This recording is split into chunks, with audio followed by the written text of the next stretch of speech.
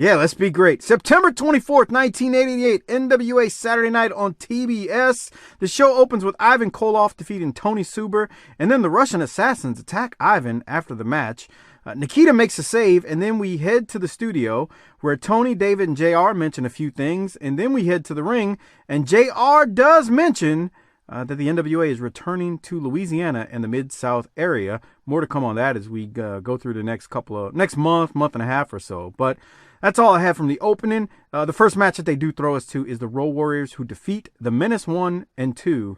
Doc, any thoughts on the opening or opening match and all that good stuff? Good Lord. Wasn't one menace enough? Do you ever really need two menaces? No. Was the original menace black?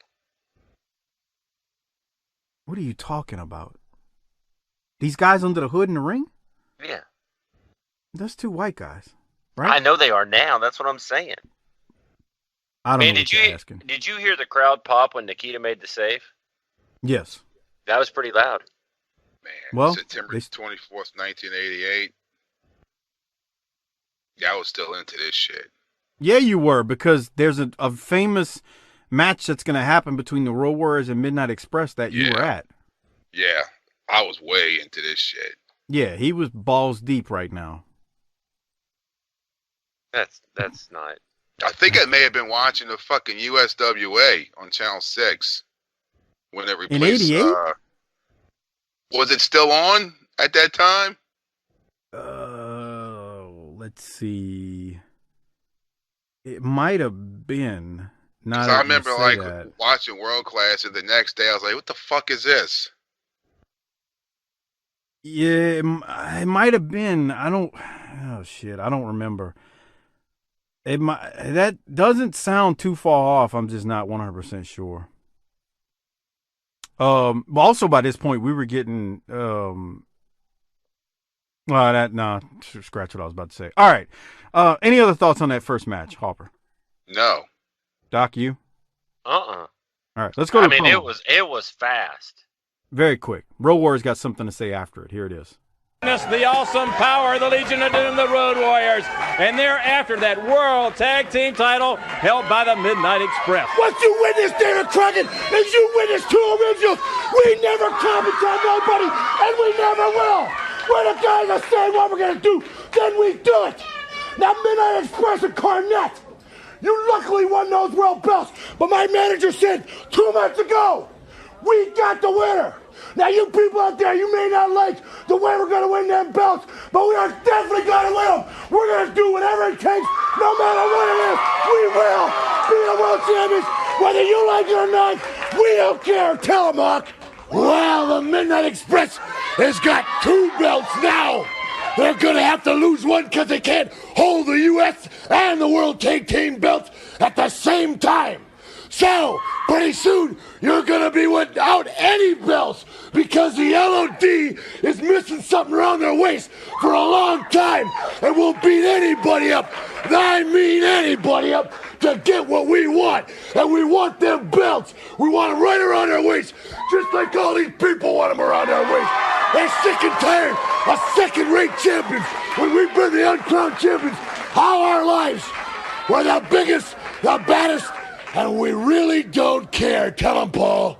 You know, David, sometimes I think the wrath of the Legion of Doom is worse.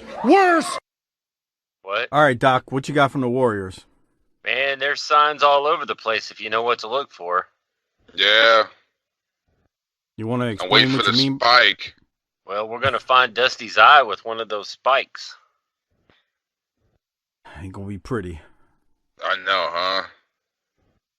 Hopper, Yeah, okay, I thought you turned into a whistleblower, but go ahead, you're not. Go ahead, Hopper. Yeah, I mean, you could hear they got a little bit more fucking edge to them. They said, y'all people aren't going to like how we're going to win these belts. Well, and the way they win them, God, I can't wait to get there, actually, is some good shit. Let's just do it now. Let's just fast forward. No, we're not going to keep going. What other thoughts you got, Doc? That's about it for now, I would say. Let's just close up shop and go home. No. I'm getting tired. They mean business, right, though, Hopper? You can tell. Yes. Yeah. They're going to fuck shit up. Yeah, it's actually really cool listening to them right here. They mean business, and we're gonna see business from them. There's no ifs, ands, or buts about it. Barry Windham in the next match defeats Agent Steel. I don't have anything from it. Doc, did you? Yeah, I did. I like the fact, and it's kind of the reverse of what we said, I think, last week or a couple weeks ago. I like the fact that Barry didn't use the claw to win because he didn't have to. And we talked about the Russian assassins putting the shit in their mask against jobbers and how that made them look weak. So I like the fact they talked about the claw, but they even mentioned it. I think it was JR that said he didn't even have to use the claw to win this one. Just little things that help establish him as even more of a badass. That's a good point. I didn't even think about it. Wow, Yeah. You are intelligent sometimes. You see? Well, you know, I'm decided this week I was going to drink a couple of beers, and you know how that always helps me get clear in my head. So Hopper, now he thinks he can book the territory. He's going to be the head writer for Wildcat. He's one of those people, yeah. He's one of those people that fucking messaged me on Facebook at 2 a.m. Why don't you bring in this guy? Because y'all can do this angle and just the fuck up, bro. All I'm doing is sending you dirty memes. That's it. One of those people that finds Luke after the show and is like, yeah, bruh, you should bring in X, Y, and Z and do this, and this on the next show. Yeah. All I can tell you is that and I don't know why, but I guarantee you that if Luke Hawks and I were in the same room for 5 minutes, he and I would want to kill each other. Nah, I don't think so. You don't think so? You think he and I'd be cool? You don't think he and I would get into an argument over the largest arms? Oh. No. You haven't seen me. Lately, you don't know how I've been getting swole up. Okay, Urkel. Sting defeats Jerry Price in the next match, but before that, the idiot producer needs to go to Barry Windham's promo, right, Doc? Here it is. Ladies and gentlemen, this man is probably, without a doubt, the greatest United States heavyweight champion ever. Always in control in that ring. But can you control Sting? That's the question. Well, there's a couple points I want to make. Number one, you've made a very valid comment in that Barry Windham may well be, and in my opinion is, the greatest United States heavyweight champion of all time, and some great athletes have held this title. But more important, that Barry Windham is a member of a very elite group, the Four Horsemen of professional wrestling, the same as the world heavyweight champion, the Nature Boy, Ric Flair. Where the group goes from there is with us to decide. But more importantly is that the Four Horsemen will continue to dominate the world of professional wrestling. Now, Jim Cornette caused me considerable embarrassment in Philadelphia. Last week I kind of hinted that I might like to go back to Philadelphia and redeem myself, if you would, in front of the fans in Philadelphia. And believe me, I have a great following there, as do the rest of the Horsemen. Well, I made it a point, Jim Cornette, to put my name on a contract, and let's see what happens, because I plan to come back to Philadelphia. I plan to redeem myself, and it's going to be an embarrassing night for Mr. Jim Cornette when the time comes.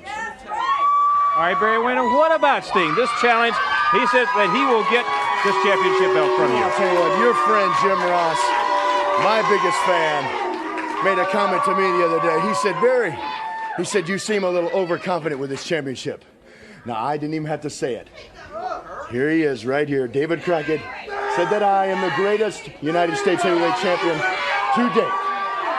I didn't say it, I didn't have to. But I will say that I will defend this championship against all comers, Sting included. Sting has come after this championship a number of times, and it goes without saying. The man right here said it all. I'm the greatest. All right, ladies and gentlemen, he's the greatest.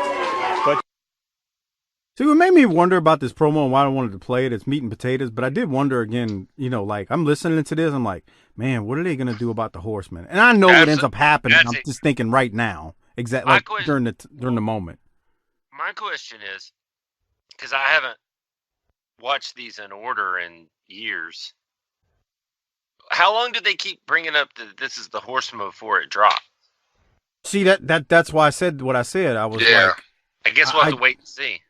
yeah, I don't remember, but like it just made me think about, oh, well, what's gonna happen with the Horsemen? And here's the other thing I'm thinking. If I'm Jimmy Crockett, I'm sitting in the back, and JJ said, "We will continue. We'll just see in what formation."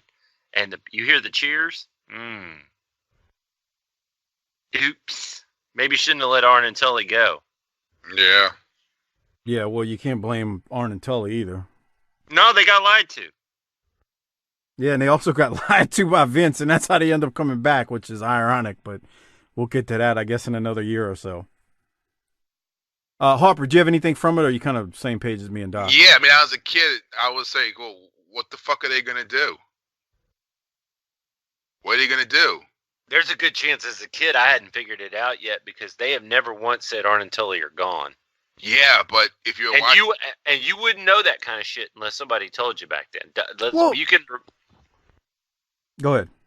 You can reverse try to be smart. Oh, I knew shit. Nah, we didn't know shit. Yeah, I'm not trying to reverse being smart. I was not a smart fan. I was not a fan who knew. They could have come out there on Saturday night at 6:05 and told us the Earth was flat, and would have been like, "Well, shit."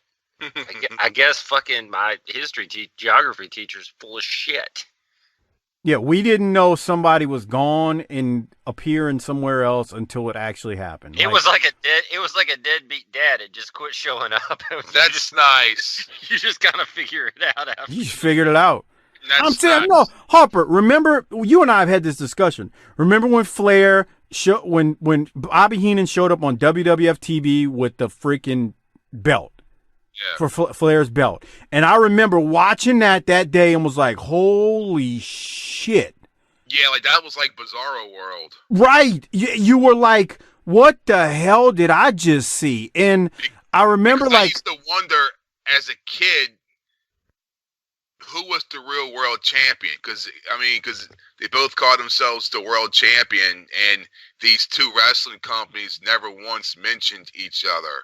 No, but back in the 80s, they would have matches with like Backlund and Harley Race and Bockwinkel and Harley Race and those kinds of things. Yeah, but Harper's talking about post that. We're talking about after that. I know, but here's the thing. If you didn't watch WWF, and let's be honest, why would you? They weren't going to tell you where Ric Flair was. You just like, oh, maybe he's on vacation. Shit, here's my question. Where's Ricky Morton now? And then why did he come back without Gibson? They didn't say shit about them. Yeah. You did, because you would watch it, and then it was over, and then you would go back to doing fucking whatever else. If you weren't related to Robert Gibson, you didn't know why he wasn't there.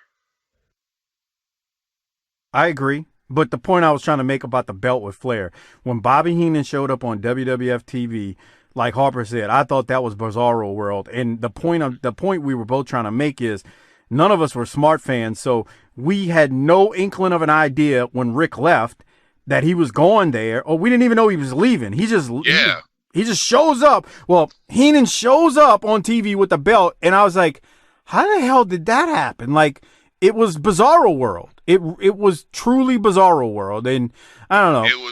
I think we were like better off when it was like that. Movie showing up like Captain America's shield, like whoa. What? How the fuck did he get? That's fucking Marvel. How did he get the fucking Captain America's shield? You know what? And we were better off like that with wrestling. We absolutely. I enjoyed it more. Yeah. When we didn't know what was going on, we didn't know all this and that, and we didn't have the sources. It was so much better. And that's the context where we try to, when we review these, we talk about it. Here's the thing, man. We took Latrell to Mavericks game a couple weeks ago. Go see Luca. And at halftime, they brought out this magician. And he had this hot blonde as his, the girl he cut up in the box and shit. But he did his first trick. And Latrell looks at 7 years old, man. It's different than when we were 7. He looks at me and goes, well, that's how he did that trick. And I was like, man, if I was 7 years old, when I was 7 years old, I would have been like, holy shit, that was awesome. Yeah. he cut a promo on every single trick, and then when they were done, he looked at me without even any emotion and goes, the girl's the real star here, not that magician. He's just fat. See, this is a problem. Nice. These kids are too woke now, bro. That's not right, good. man. I'm telling you, he had it all figured out. And I'm like, I'm glad your brain is thinking that way so that you don't get taken on the streets. But you're only 7, and that's kind of sad. Yeah, no, huh? Slow down, bro. You enjoy life, man. You don't want to be woke this early, man. Trust me. Man, let me tell you something. As a guy in his 40s, when it goes, it goes. Yeah, man. Shit's like a shooting guard in the NBA. When that shit goes, it's lightning fast. Yeah. We're gonna all be dead soon. Keeping back up with the show, we had Sting defeat Jerry Price, and then we had a Sting promo, which I had nothing from. God, he was a disaster. Why do we love him so much? We did it. Child. We did it. Like I said, we weren't woke back then, man. No, here's the thing. You could have told me the earth was flat, but I knew he sucked. No. Man called Sting. I'm not going to say that. Mm-hmm. I liked him. Now, Yeah. his promos, oh, God. Okay, Corny announces the Midnight Express, and the Midnight Express come out and they defeat the Cruel Connection and Curtis Thompson, one of the Cruel Connection members. I don't have a timestamp, but I would love to see the finish here. Well, I got a timestamp on something Corny says. Can I play that for you? Oh, absolutely. Please, go ahead. All right, listen. He's ragging on the sheep herders here. Give it a second. It'll get to it. Here it is. Weirdos, those freaks, that little peahead Paul Ellering, let me tell you something. They have had umpteen chances. They've never held a U.S. title. They've never held a World Tag title. We got both. That means they are nothing. I don't care what they say about being at the top of the heap, brother. They can't beat the Midnight Express on their best day. I heard the sheep herders. Sheep herders making a lot of noise. Brother, let me tell you something about the sheep herders. Every time the sheep herders go to a mind reader, they get charged half price. They got a couple of screws loose, and they ain't going to beat the Midnight Express. They get charged half. Harper, you got to use that one in Wildcat. Yeah. This guy's so dumb when he goes to a mind reader, he gets charged Look half at that. price. That was it. That's the move I was it. looking at.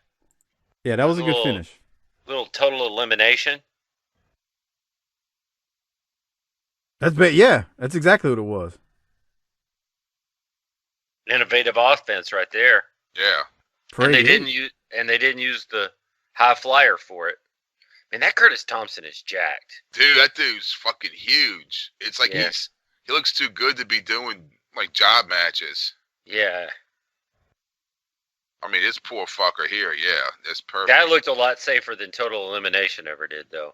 Ooh. Oh, total elimination was rough, man. I love those guys. Total elimination was real rough. But any other thoughts before we go to Corny in the Midnight here, Doc? I think we should go to Corny in the Midnights, Doc. Corny got some good stuff here. Here it is. Ladies and gentlemen, as you can tell, Jim Cornette and the Midnight Express are ready to take on the world. Let me tell you something, we are going to take on the world. We already have taken over the world. We're the World Tag Team Champions, the hottest commodity in wrestling. The time in that Philadelphia Civic Center when Beautiful Bobby came off that top rope, landed on Arn Anderson's head. It changed in that brief moment the entire face of professional wrestling. We beat the odds, we beat the system, we beat the unbeatable team. Tully Blanchard, Arn Anderson, what you beat was a hasty retreat, brother. And in that same instant, Beautiful Bobby and Sweet Stan became recognized. We got the proof, brother. It ain't bragging, it's fact. We're the #1 tag team in professional wrestling. You want to talk about diversity club, brother? Rick Steiner won a letter in football, had to have somebody read it to him. You want to talk about Mike Rotundo? He loved school. High school was the happiest 9 years of Mike Rotundo's life. But let me tell you something, Varsity Club, and that little troll, Kevin Sullivan, don't come after us, brother, because we'll put you in the ground like a steak and make you 2 feet tall instead of the 4 feet 6 you are right now, Sullivan. Let me tell you something else while we're at it. Dusty Rhodes and any of his super partners, you're more than welcome to try. I already talked about the Fantastics. I already talked about the Road Warriors. I already talked about those sheep-shearing sheep herders. I'll give you something to shear, brother. The Midnight Express. If you can clip their wings, you're doing something, because we're the hottest thing going today, like it's been so often said. And J.J. Dillon, the 1988 poster boy for Alzheimer's disease, I heard you say that you're going to redeem yourself at my expense. Well, brother, the only thing J.J. Dillon is going to redeem is going to be some of those S&H green stamps he's been saving up. Get him a lawn chair for his old age, which began in 1957. So, J.J. Dillon, you are a victim of sour grapes, brother. You're a sore loser, just like all the losers are. But when it comes to the Midnight Express, that's all we wrestle as losers, because can't nobody beat us. This is unheard of. This has never before been done, never before even been attempted. All these championships, all these honors, and all these accolades, and whether you like the Midnight Express or not, the one thing you love the Midnight Express. Well, we love the Midnight Express too, and we don't care who else does, because we're out for ourselves, and we're out for one thing only, and that's to keep this glory. And whether you like it or not, you've now got to admit what I've been saying all along is the truth, because we got the proof. We're the #1 tag team in professional wrestling, and everybody else is playing catch up now. It's been too long, David Crockett, since we started saying that we were the best, that everybody's been doubting us. Everybody's been saying, Cornette, you're just going off. It ain't true. Well, now, finally, no matter where you are in the world, even your little pea-brain, David Crockett, and that little weasel face of yours has to admit that we are the best of all time. We are #1. We're on top of the heap. And the only thing that's going to make it even sweeter, maybe, is when we get all these commercials and all these endorsements that are coming up. And most of all, when we go home and my mother says, Jimmy, you done a good job. And Bobby and Stan, I always knew you could do it. My mother being proud of me, that's going to be the best thing. Whoa! I'm going to kiss him. I'm going to kiss him.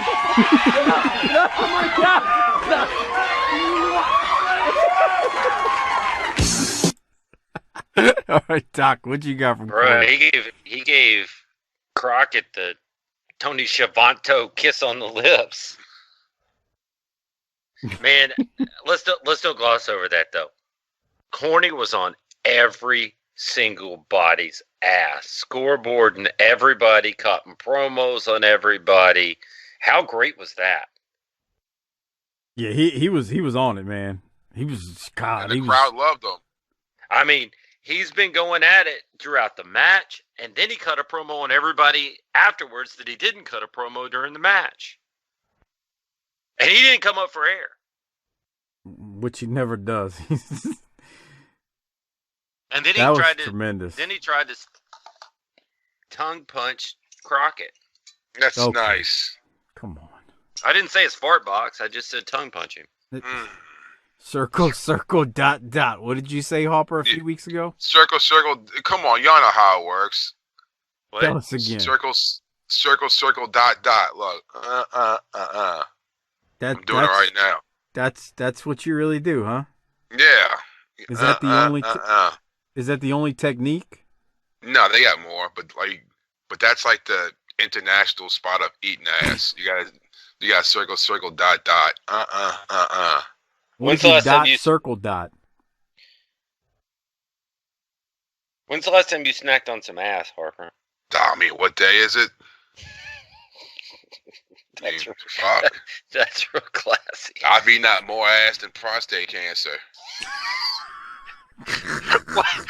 Wait a minute. What?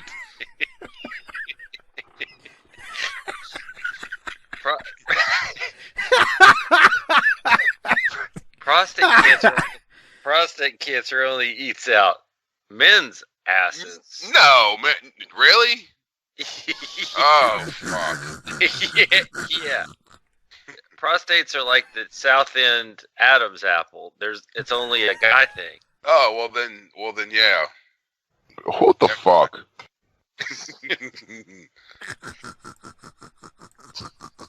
Thoughts and prayers, dog. So women don't have prostates? No. Oh, well, there you go. Just learned something new. So you want to revise your statement? Yeah. I hope so. You've eaten out more ass than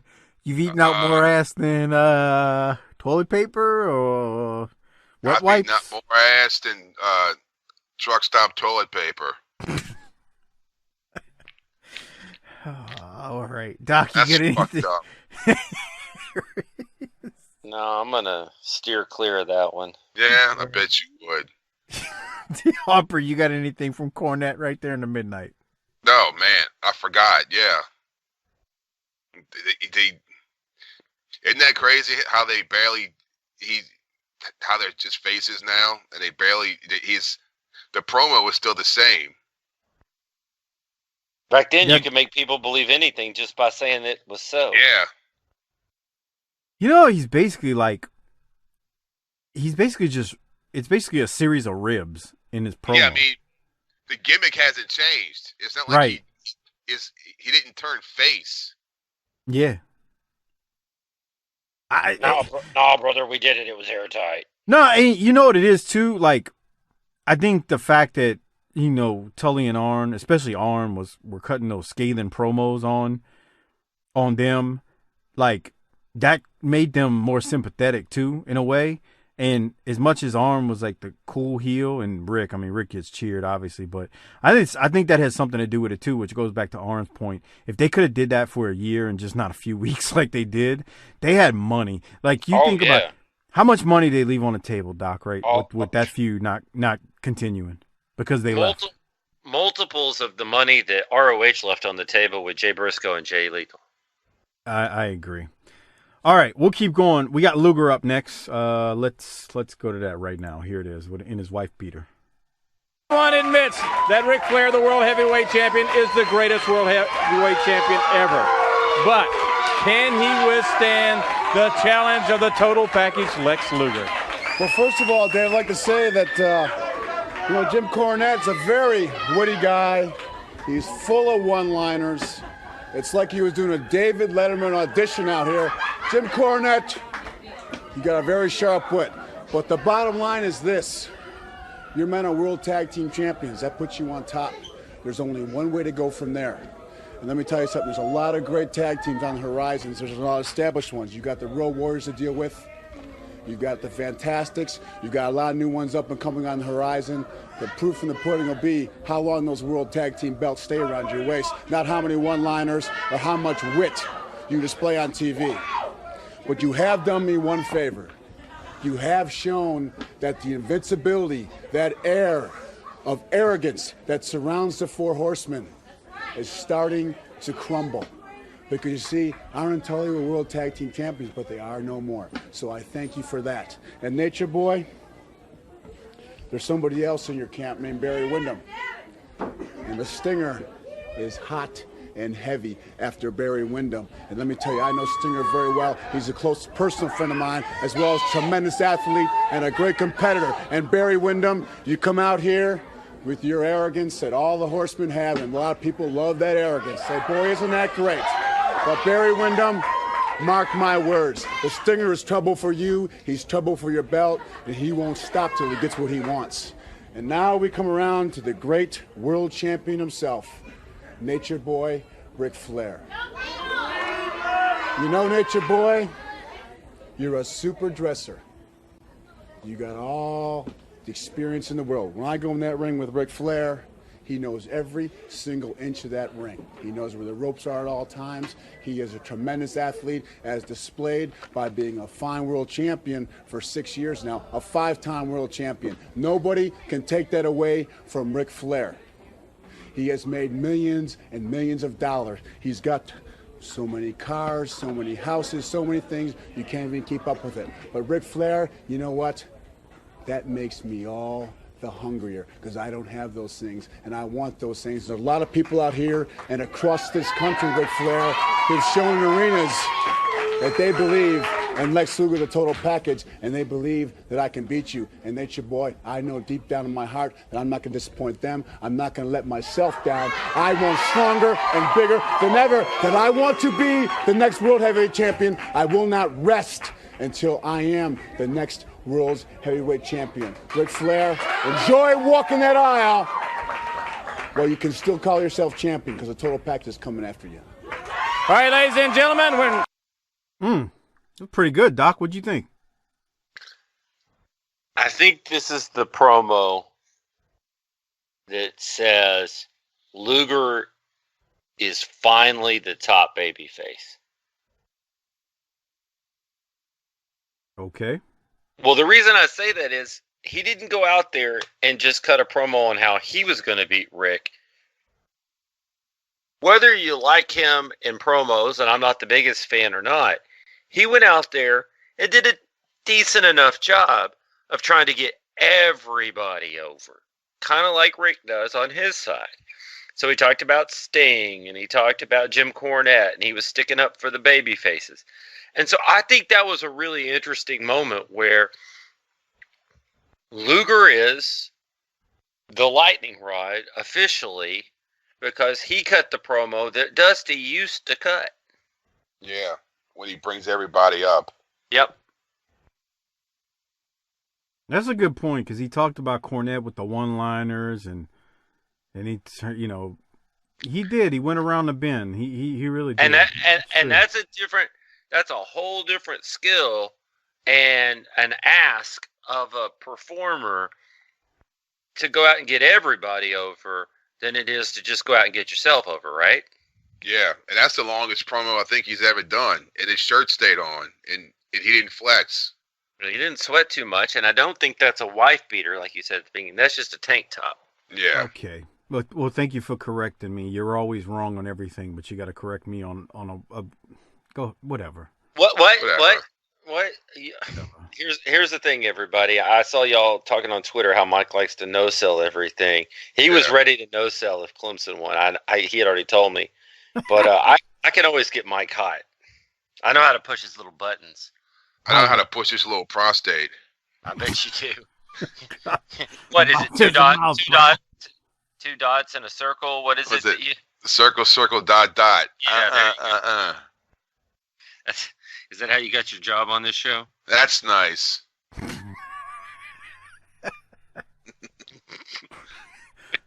Okay. Harper, you got any thoughts on Lex Luger after Doc's comment? I mean, that's the longest one he's ever done, and he kept his fucking shirt on, and he didn't flex. It was something different from him. I don't mean to correct you, but he's gone longer, but it hasn't been good. Has he? Yeah, there's been a bunch of times where he goes because that was actually. Did you see how he did that though? I don't mean to correct you, but here's where you're wrong. Yeah, what an asshole! Just like the prostate thing. Yep. I didn't correct you on the prostate thing. I think it was you. You're the one that was going. You were like, boys have a penis, girls have a vagina. Okay. All right. Doc, any thoughts on the Fantastics defeating Mike Justice and Joe Griffin right there?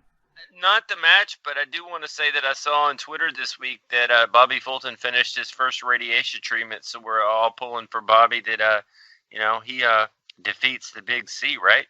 Yeah. Him, Tracy, everybody. Go beat the Big C. Yeah, I thought the Fantastics looked good here, though.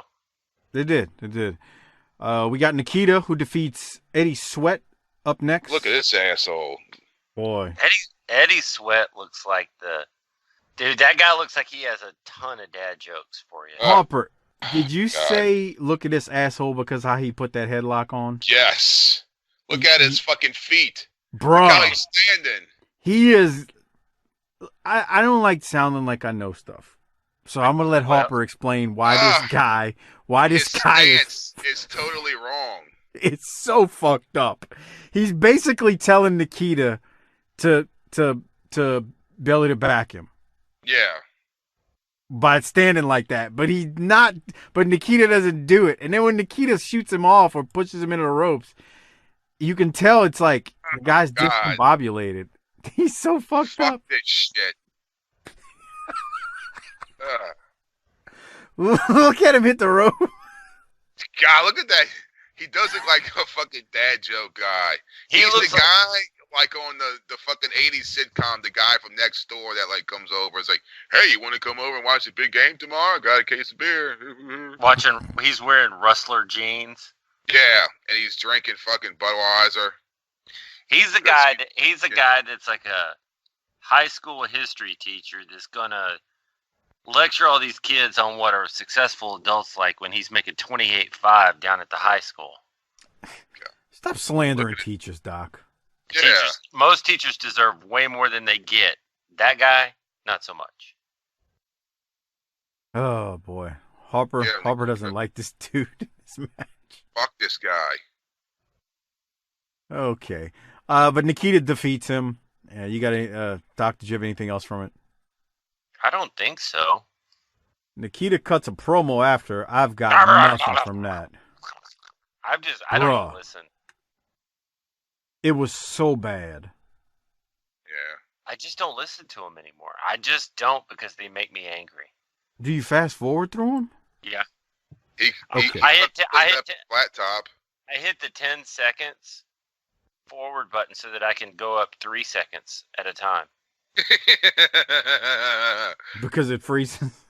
I'd rather do that than listen to him cut promos. Well, I don't know if I can really blame you. Oh no! This Magnum. Well, after Nikita's promo, we go to a segment called Straight Talk with the Boss, Magnum TA, as he interviews Ivan. And this is pretty good, so I want to play it. Let's listen to what Ivan Koloff has to say.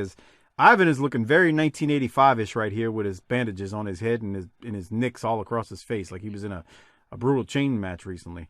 Here it is. Let's go to it. Welcome to Straight Talk with the Boss. I'm Magnum TA, and today I'm joined with a man by the name of Ivan Koloff, a man who is truly in the hot seat of professional wrestling because there's a great deal of controversy surrounding you. Now, what I'm talking about is all these incidences surrounding Paul Jones and his powers of pain. I've talked to him, and the man has now said on more than one occasion that all of the fault with his team this summer fell on one man's shoulders. He is saying that Ivan Koloff, a man who I have competed against, a man who I watched mold the career of Nikita Koloff, a man who has been tag team partners, champion of the world, was at fault, and he was the weak link. What does Ivan Koloff say about that? First of all, Magnum TA, I want to say something to you. I've waited a long time to tell you this. We've had our differences over the years, but I've always respected you. Not only as a wrestler, an athlete, but as a man, a person. You have a heart bigger than all outdoors. That is why the people love you. That is why you amplify what the people call you, the boss. And boss, I'd like to shake your hand now. Thank you, Ivan. Answer to your question about the assassins and Paul Jones. I've always been a proud man, a proud Russian, a proud wrestler. And there's people that do things for different reasons in this world, whether it is for glory, political reasons, or out of greed. And you, Paul Jones, is out of greed. You're a selfish, treacherous man. You will stoop to any level to accomplish your goals. And what you have done in the past, not only to me, but to the other wrestlers, to the other people, you step on anyone and everyone. And it's going to come to an end. You say you hired Koloff to do a job, and that I failed, that I'm a loser, that I'm a coward. I'm not the one that made the mistakes, Paul Jones. It is you that made the mistakes.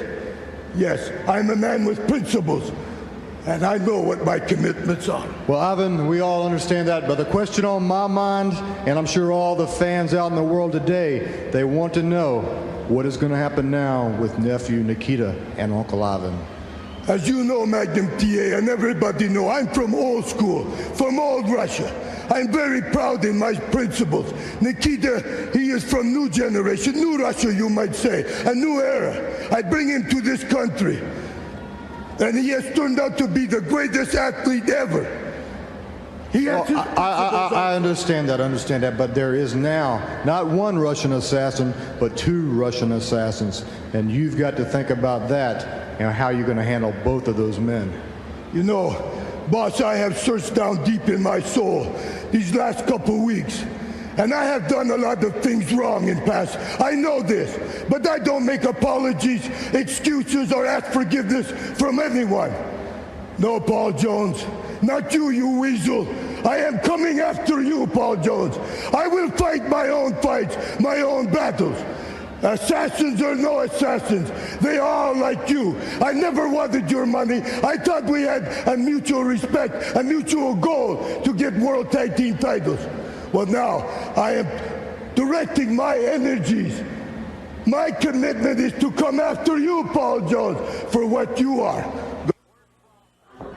All right, words from Ivan Cole. They cut it off, but I thought Ivan was excellent there. Doc, what did you have? Yeah, I thought he was too, and it really did add to it that he had the bandage on his head and the cuts on his face. So we used to we're calling Magnum TA the boss. Did we used to do that? Yeah, I mean they used to call him that, but Yeah. I mean not too often. Okay. Yeah, David Crockett used to say it all the time when he would win those matches real quick in the studio. He would, like, right before he called him in to do an interview, he'd be like, the boss. Like, he would always say that. Like, Crockett would say it. I don't know if anybody else would really say it a lot, but Harper's right. They would say it. That's not new. Okay. Whatevs, dude. I drink a lot. I can't be expected to remember shit. I just thought Ivan was so good. God, He was great, man. Like, the believability right there from him is he talks about how much he he tells Magnum he respects him, he appreciated him as a wrestler, and then he goes off and he's talking about the difference between himself and Nikita and how he's going to deal with Paul Jones and the Russian Assassins. I mean, there wasn't nothing like, I'm going to deal with, I'm going to hang you by your balls and deal with you old country way in Siberia, but he just was excellent right there. Harper, did you have anything else from it? He was a great heel, and now he's a great face. I agree. There's believable. Yeah. No matter heel or face, believable. Completely believable. And Doc, go ahead, Harper. and here's Dr. Death with another different tag team partner. Jesus Christ. The fuck? Harper's talking about Dr. Death and Brad Armstrong, who defeat Terry Jones and Keith Steinborn. Harper, what else you got to say about Dr. Death having a different tag partner? He had Nikita. Then it was Ricky Morton. Mm-hmm. Now it's Brad Armstrong. Everything was airtight back then, brother. Fuck that, bro. Why didn't they just tag Brad Armstrong and Ricky Morton together? That would have made more fucking sense. No shit. Everything was airtight back then, brother. We didn't have holes in anything, brother. Bro, y'all were roided up and drugged up and drunk, and there were holes in everything. It was entertaining. I'm just saying. Don't insult our heroes, man. Oh, all right, Doc. There's a reason they all died young. Oh, That's come nice. on. That's fucked up. Well, our babyface team are both dead. What are you talking about? Our babyface team in the ring right here both died in their 50s. Oh, okay. When you said our baby, come on. But I mean, Dr. Death had cancer. You can't. I mean, you sound like a real asshole right now. You realize What that? kind of cancer did he get? Didn't he have throat cancer? I thought it was throat cancer. Yeah. How do y'all get that? Well, see, cancer cells grow in your throat, and then they. Because that's what Bobby Heenan had throat cancer. I mean, I don't know if Dr. Death smoked and dipped or anything. I mean, that could be a contributor to it. But dude, they got people who get many different forms of cancer, and it's just unexplainable. So I don't know. But you're right. Heenan had it. Man, poor Bobby Heenan. God, what it did to him that was terrible. Yeah. Here's the thing. Dr. Death's not a tag team guy. How about that? Yeah, no way. He was with Ted DiBiase in Mid-South. Didn't work. I'm not going to say that. I will. No, you ain't never seen it, but you going to say that. I ain't never seen Go ahead. it. Tell me you saw it. Motherfucker, Tell me you saw it. You don't know what I've seen. He ain't seen it, y'all. He's full of bullshit. Yo. He's spouting off at the mouth again, just like he does with everything, just like he does with the Cowboys and everything. He's spouting off at the mouth. Don't believe anything he's saying. All right, Doc, you got anything else from that match? No, I don't have a damn thing, motherfucker. Okay. Let's go to Ric Flair, Harper. He's up next. Here it is. All right. The greatest world champion ever. And that is the Nature Boy, Ric Flair, one of the Horsemen. Boos, cheers. Rick, some like you, some hate you. Well, you know, I've got to take this opportunity to tell the wrestling fans that are out there by the millions right now that Lex Luger walked out here tonight and he really made an impression on the world's heavyweight champion.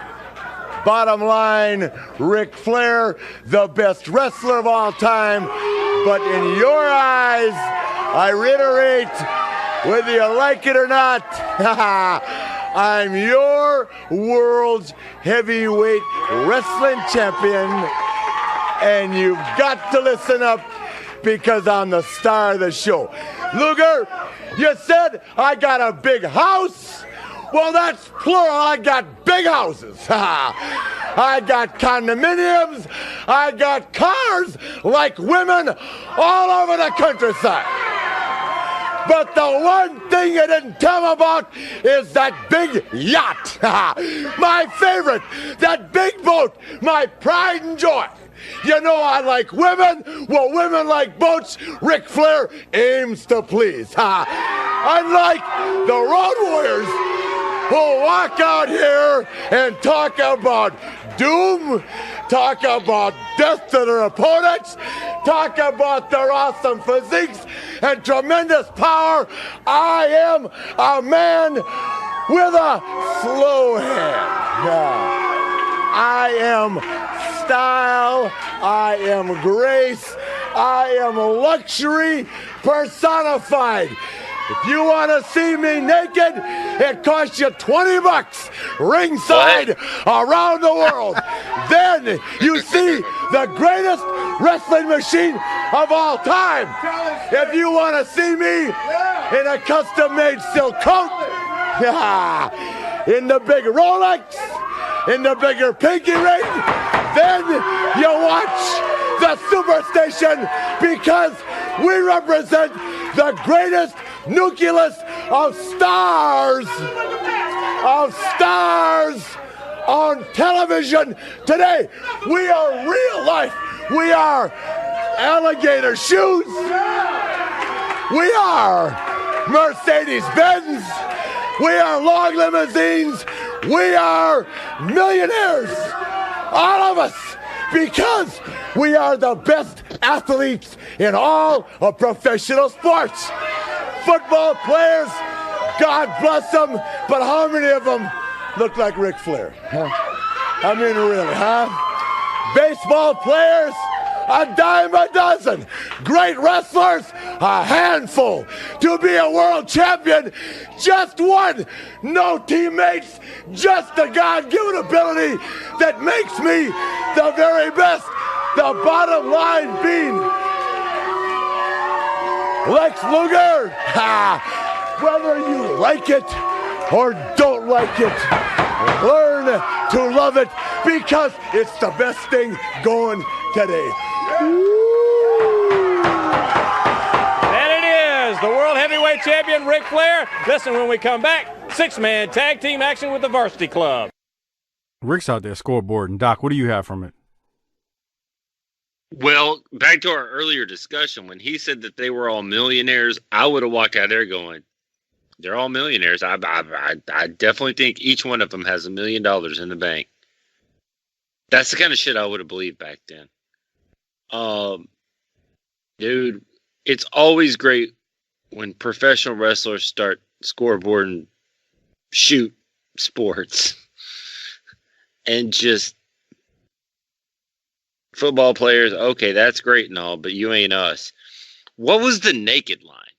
Yeah, what the fuck was that about? You pay $20, you can see him naked. Shit, Well, show up on my street at Saturday nights after I've had enough beer. You can just see me naked out in the cul-de-sac for no reason. Wah, wah, wah. He said, if you want to see him naked, buy a $20 ringside seat. That was pretty damn good. That was. But he's not. But he's not naked. Well, maybe if you look good enough, you'll get to see him naked at the Marriott after. Oh, That's exactly what I thought he was about to say the first time I watched this was he's about to say, if you want to see me naked, I'm in room 688 at the Marriott. that would have been great. How many people would have went knocking on that fucking door? All of them. Do you realize he would literally advertise, like when they were on Saturday night sometimes, he's like, we're going to be in Boston and we're going to be at the Marriott after. And he's like just creating a commercial for himself and the Horsemen where they're going to be after the matches and to show up, for the ladies to show up. And the funny part was, I think I've heard either him or others tell the story about how his wife at the time was like, what are you doing? And he was like, "Oh no, honey, it's just I'm just working, it's just a thing to say." But his dude, he wasn't working. He was shooting. Meet up. He was working. Marriott. He was working, but he was working the wife. Well, Yeah. yeah, that's true too. But like, that's just awesome. Come on, man. But that was some good stuff. Harper, you have anything else? It's just wrestling, baby. Come on. It's exactly what he told her. You know none of this stuff is real. Yeah. Baby, we're just out there working, we're just working. We're trying to put people in the building, all that's it. And then meanwhile, he's got some broad named Karen or Becky bent over breaking a headboard in the Marriotts across the United States. Come on, come on. That's nice. What? Tell me where probably. I lied. What do you think about pinky rings, Harper? Pinky rings? No. No. I never trust a dude who's wearing more than, if he's married, a wedding ring. Dude, I don't. It's, a wedding ring or maybe a class ring. No. A class ring's all right. It's like for your college. You ever wear yours? No, I don't wear it. I didn't get one. I don't. so- Well, I was about to say that I don't even have one. I didn't get one, but I would. I mean, I don't see a problem with people wearing them. I mean, why not? But you're an adult man in your 50s and you're wearing more rings than you have to by law. What's wrong with you, man? By law, That, man. The law of your marriage that says your broad's like, I need you to wear that ring out. look, I'm not knocking anybody wearing more, more than their wedding ring. That shit just ain't for me. If that's what you want to do, me neither, knock bro. yourself out, bro. That's your fingers fuck and your that. life. A fucking pinky ring. That's some I just- trash bag shit. I just don't. I just don't like jewelry in general. That's just Yeah, me. Right. I don't. Either, bro. Right. I don't like no fucking jewelry. No, I no necklace. I never got my ears pierced. Nothing. Nope. None of that shit. I don't make out with dudes. I didn't wear a watch till I got a fucking Fitbit a year ago. Doc cut a promo on a certain podcaster one time that was advertising timepieces. I don't want to say anything else. He's like, you got to be a special kind of, what did you say? You got to be a special kind of mark to pay $3,000 for a watch. What the hell's wrong with you? Yeah. Man, I barely want to pay money for fucking food. I'm not. I mean, here don't to- get me wrong, dude. If I was fucking straight balling, I would buy a fucking Rolex. There you go.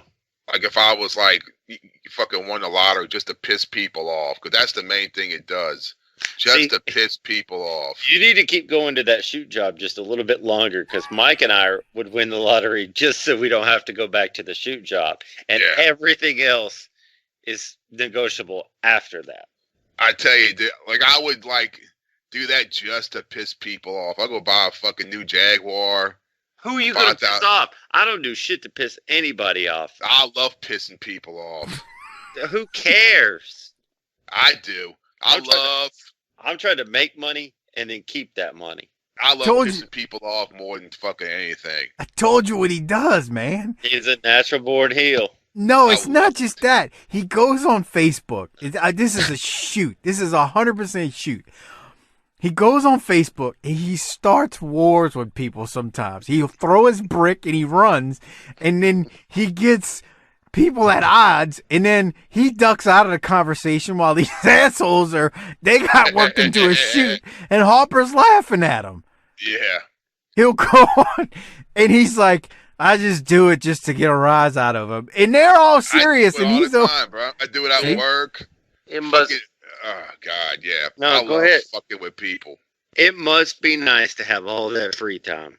I love fucking with people. I do it all the fucking time, bro. All the fucking time. What did I tell you before we got on before he joined us? Harper, I said you were the kid in school that was the class clown, but the teachers knew you had some intelligence, so they were always still trying to reach you because they thought they could turn you around and make something out of you. It's like, nah, bro. I'm gonna be a wrestler. That's pretty close to what we just said.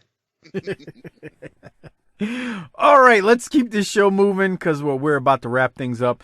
They do go to a Rotunda, Steiner, and Sullivan six-man match where they defeat Randy Mulkey, Bruce Hollis, and Gary Royal. We then go to Al Perez, who defeats Max MacGyver. And then there is a Gary Hart, Kevin Sullivan, and Al Perez promo. It's pretty meat and potatoes. It wasn't anything scathing. So I'm going to keep rolling. We then get... You know who Gary Hart looks like? Gary Hart? No, that guy that I used to... what's that? The Mad Money guy that would scream at the TV about the stock market? Jim Cramer? Yeah. Don't he kind of look like him? He's got his shirt rolled up. No. No? How's your 401k doing, Harper? Oh, it's doing great. How's yours doing, Doc? Mine's blowing up, man. I'm rich.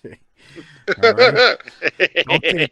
Let me tell you, dude, I take financial advice from anybody on this call, on this show. Oh, man. Doc's a doctor. That's the only reason why he's got a little bit of money. What, Doc, one thing, because the Patreon video is going to cut off. There won't be a part 2 of our Patreon video. If you want to know how we rate this episode, you'll have to download the entire show on the free feed. Go ahead, Doc. What were you about to say? I was just going to say that, man, for a supposed smart guy, if I ever want to feel dumb, I open up my 401k and start looking at all these different things I could invest in. I'm like, and then I just close it. And I'm like, and then I go, but that's my retirement. I should probably get smart on this stuff. Okay, I never do. Hey man, here's your PSA for everybody out there. Mike's going to back me up on this. Put as much money as you can in your 401k. If you got one at your shoot job. Well, it kind of depends too on what your company that you work for, how they handle it. If they're matching money, you need to get that money. Yeah, if you're here's the thing. I don't know what to do with that money once you get it, but all I'm gonna say is if they're matching that money, you need to get that money. It is kind of like free money, but you're gonna pay taxes back on it too when you cash it out one day. I'm gonna die. I'm gonna save all this money for years for a retirement I'll never have. My fucking La Fonda is gonna have a blast with that. Right. My liver's just going to fall out one day, and I'm going to keel over. Dude, Hopper, his liver's going to fall out. He's going to die, and she's going to blow all of it within a year's time. She's going to be old and turning tricks down on the street. That's nice.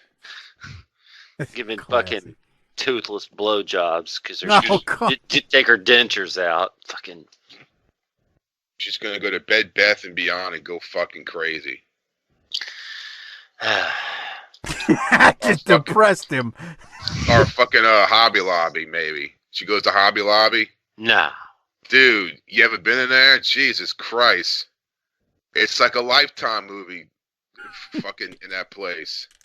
How do you know this, Hopper? You don't even I would go in there. Did you go buy some glitter there one day, or what's up? They got some like cool like man cave stuff as well. No, they don't. They got like the metal tins, like those like metal tin signs of all kinds of shit. I have never set foot in a Hobby Lobby.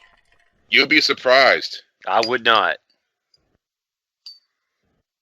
I've been in one, but I don't. It felt like a broad type place. You know what? You know what my hobby is? Watching classic wrestling and talking about it. So I can't do that there. So I'm going to stay here. That's nice. All right. Look at this asshole.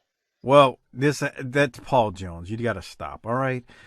So there's a match at the end. Who's got the cocaine? Who's got the cocaine? What? Nothing.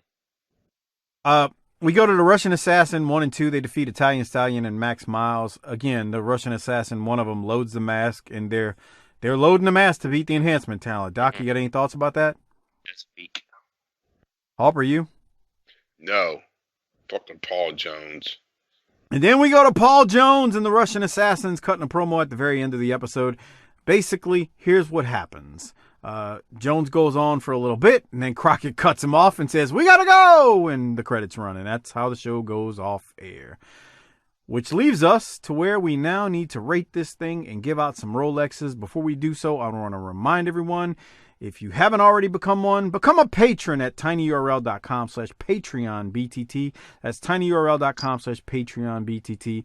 Tons of Patreon exclusive episodes are there. The Jim Crockett Promotions pay-per-views, Clash of the Champions that we've done so far, ECW shows, the World Class shows, the video reviews of all of these episodes as well are up on our Patreon feed at tinyurl.com/PatreonBTT. For example, the Smoky Mountain show that Doc and I are just doing now due to Harper's new shoot job.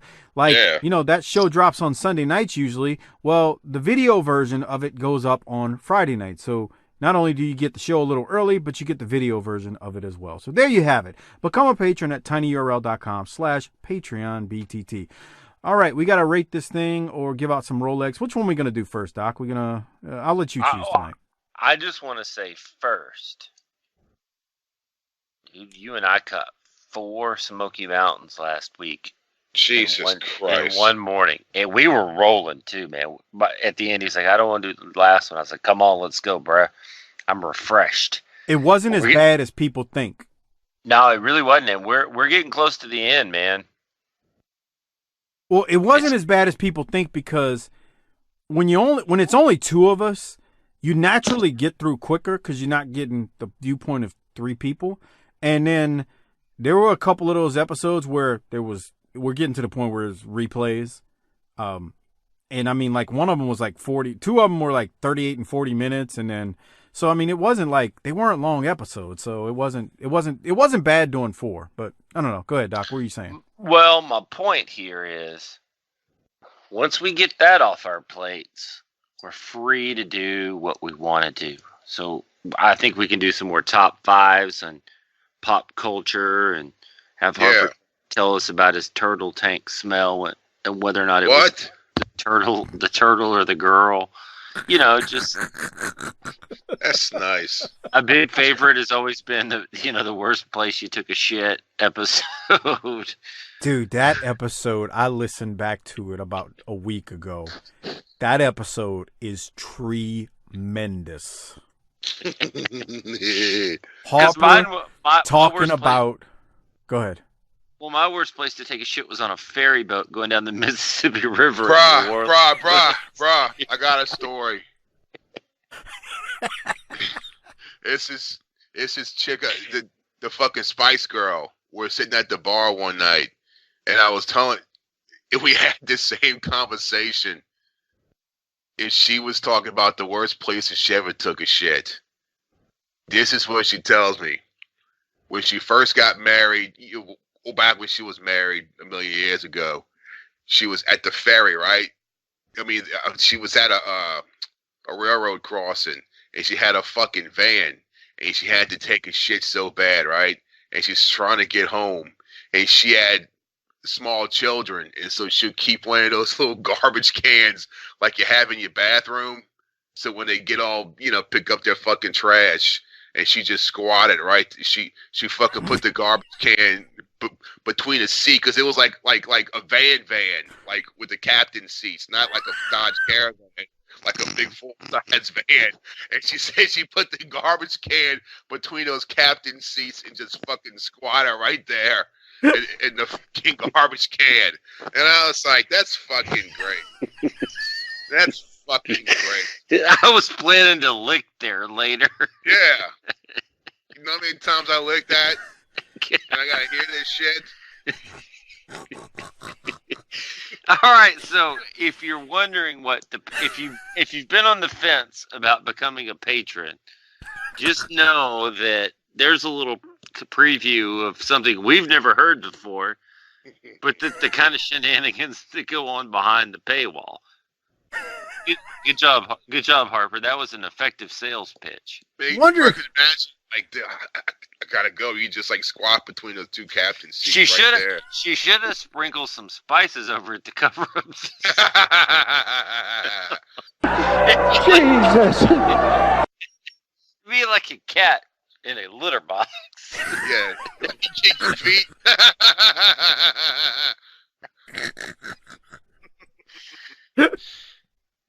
Oh my God! I got tears in my eyes. Holy shit! Oh my chest hurts. Oh boy, what the hell is wrong with us? Hey, when you gotta go, bro. That's true. Dude, I know exactly what kind of little trash can he's talking about. Exactly. And I can envision this freaking girl putting that sunbuck between the two captain seats in the front row. Was it in the middle row or the front? No, like she put it between like the front seats were the big captain seats because it was like a van, and she just squatted down. Dropped a foot-long deuce that curled around and around. Were the kids in the car, Harper? No. She was by herself. She was trying to race home to fucking take a shit. Then a fucking train showed up. The ding, ding, ding, ding, ding. And she was like, fuck. What am I going to do? And she just grabbed that garbage can and just squatted between those two captain seats and just dropped it. It was one of those 150 car trains, and she's like, man, I'm not going to make it. And the thing is, there were cars all around her, and she dropped a big old curly long 12-inch deuce in a plastic garbage can. Yeah. God, I bet that son of a gun reeked on the way home. Oh, God. You know, bro, like, people don't understand. Modern plumbing makes taking a shit not that big of a deal. You flush that sunbuck, you put a little spray in the air, light a goddamn candle, and it's all good. You can just walk around your house. Man, you drop a human being drops a big old deuce in a garbage can, and she's sitting there with cars around her. That thing was sitting in there marinating in that van. Stinking. No, I'm not lying. No, fuck it. God. And she's telling you that, and the only one- thing you're thinking is, I'm sitting there, I done tongue punched that fart box a few times. Circle, dot, dog. Wow, that's nice. We still haven't rated this thing or given out a Rolex because Harper had a story. What do you have, Doc? Let's. We got to get rolling. What you got? Yeah, it was an hour long. That's always good. Not the best show across the board, but not the worst either. And when you're not the best and you're not the worst, you're just kind of in the middle of the pack. So give me a B. Yeah. All right. I'm gonna go B plus. What are you gonna give it, Harper? I'll give it a B. It sucks because we can see, it's the first crack. You know what I'm saying? Yeah. It's the first crack that's gonna, turn us into dog shit. But you were still elbow deep in it. I was, because I was a dumb fucking kid. All right. Well, we got to do Rolexes now. I got to be honest. I was torn between Corny and Ivan. And because Ivan's probably not going to get another one, I'm going to give it to Ivan. And I know what you're thinking. What about Ric Flair? I got to throw Ivan a bone. What do you have, Doc? I wasn't thinking Rick at all on this one. I'm shocked. To be honest, I'm going to tell you, I had a split decision as well. Mine was Corny and Lex Luger. Whoa. Well, okay. But then I came to my senses, and it's Corny. All right. Everyone knows it's Corny. Harper, who are you giving yours to? I'm picking Ivan. Because, we've seen Corny do this a million times. Yeah. But this is kind of new for fucking Ivan. No, it's not. He said old Russian justice way back in the day. Yeah, but just It's think not how, new. It's just new. It's not new. It just has. It's been a while. I mean, him and Magnum were fucking bitter enemies, and he's like, I just want you to know you're a great guy. Yeah, what was up with that? Why was he kowtowing to the Americans? I think he has to, because as a fan, they were such bitter enemies, and you would think, why won't fucking Magnum punch him in the face, or vice versa? He can't. So they got to explain. He's got to say something. All right. I think we've seen it from Ivan before. It's just been a long time. That's what I said. Shut up. Okay. All right. So we got 2 for Ivan, 1 for Corny. I'm actually shocked you didn't give it to Luger. I'm actually shocked none of us gave it to Flair, because Flair was scoreboard in my opinion. But, Flair's got a million of them, so maybe that's part of it. And that's that, right? I mean, you got to feel that's part of it.